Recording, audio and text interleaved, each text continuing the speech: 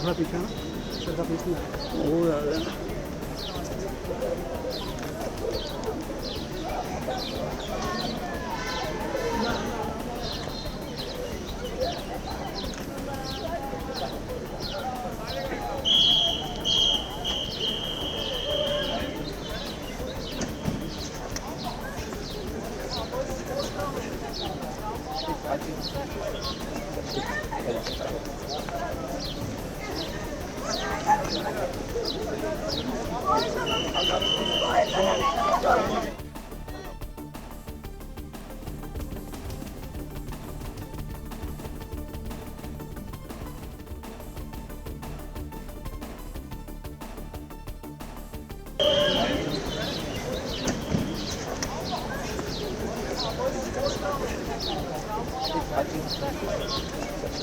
பஹல்காம் தீவிரவாத தாக்குதலில் உயிரிழந்த சுற்றுலா பயணிகள் உடலுக்கு உள்துறை அமைச்சர் அமித்ஷா மரியாதை செலுத்தி வருகிறார்.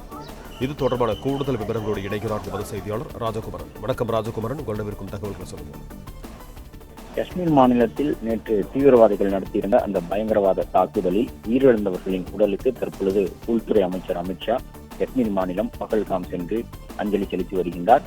இந்த தாக்குதலில் கிட்டத்தட்ட 28 பேர் வரை உயிரிழந்திருக்கின்றனர். மேலும் பலர் உடல்நலக்குறைவு தீவிர சிகிச்சை பிரிவில் அனுமதிக்கப்பட்டு அந்த காயங்கள் காரணமாக சிகிச்சை பெற்று வருகின்றனர். இந்த நிலையில்தான் தாக்குதலில் ஈடுபட்ட தீவிரவாதிகள் கிட்டத்தட்ட 6 முதல் 8 பேர் பைன் மர காடுகளுக்கு உள்ளாக இருந்து வெளியில் வந்து மினி சுவிட்சர்லாந்து என்று ஜம்மு காஷ்மீரில் அழைக்கப்படக்கூடிய அந்த குறிப்பிட்ட அந்த பஹல்காம் என்கின்ற பகுதியிலும் அதை ஒட்டி இருக்கக்கூடிய அந்த பைசரன் என்கின்ற குன்றின் ஒட்டிய பகுதிகளிலும் இந்த தீவிரவாத தாக்குதலில் ஈடுபட்டிருக்கின்றார்கள்.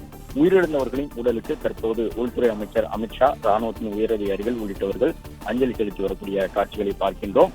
அந்த தாக்குதல் சம்பவத்தில் 6 முதல் 8 தீவிரவாதிகள் வரை ஈடுபட்டிருக்கலாம் என்று சொல்லப்பட்டிருக்கக்கூடிய நிலையில் அந்த பயங்கரவாதிகளை அடையாளம் காணுவதற்கான பணிகளும் தீவிரமடைந்திருக்கின்றன. 2 பயங்கரவாதிகளுடைய பெயர் விவரம் வெளியாகி இருக்கின்றது.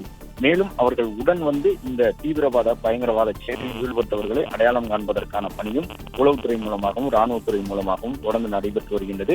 மற்றொரு பக்கம் உள்துறை அமைச்சர், பிரதமர் உள்ளிட்ட நாட்டின் மிக முக்கியமான அனைவருமே தற்பொழுது ராணுவத்துறை சார்ந்து உள்துறை செயலாளர் உள்ளிட்டவர்களுடன் ஆலோசனையில் ஈடுபட்டிருக்கின்றார்கள். மேலும் காஷ்மீர் மாநிலத்தினுடைய அந்த துணைநிலை ஆளுநர் உள்ளிட்டவர்களும் தொடர்ந்து ஆலோசனை கூட்டத்தில் பங்கு பெற்றிருக்கின்றார்கள். நேற்று நள்ளிரவு முதலே பயங்கரவாதிகளை அடையாளம் காண்பதற்கான பணிகள் தீவிரமடைந்திருக்கின்றன. பஹல்காம் என்கின்ற அந்த பகுதி ஜம்மு காஷ்மீர் மாநிலத்தில் மிக முக்கியமான ஒரு சுற்றுலா பகுதியாக இருக்கின்றன. மலையேற்ற வீரர்களுக்கான மலைப்பாங்கான பகுதியாகவும் ஏரிகள் சூழ இடம்பெற்றிருக்கக்கூடிய ஒரு புல்வெளி பகுதியாகவும் இருக்கக்கூடிய அந்த இடத்தை தேர்வு செய்து பயங்கரவாதிகள் இந்த கொடூர தாக்குதலை நடத்தி காஷ்மீருக்கு சுற்றுலா வந்த பல்வேறு மாநிலங்களை சார்ந்தவர்கள் மட்டுமல்லாமல் வெளிநாட்டை சார்ந்த ஒரு சிலரும் இந்த தாக்குதல் சம்பவத்தில் உயிரிழந்திருக்கின்றார்கள். இந்த நிலையில்தான் அடுத்த கட்டமாக செய்ய வேண்டிய பணிகள் தொடர்பாக ராணுவத்துறை தங்களுடைய பணிகளை தீவிரப்படுத்தி இருக்கக்கூடிய சூழ்நிலையில் உள்துறை அமைச்சர் அமித்ஷா அங்கு உயிரிழந்து வைக்கப்பட்டிருப்பவர்களுடைய உடலுக்கு தற்போது மலர் வளையம் வைத்து அஞ்சலி செலுத்தி வருகின்றார்.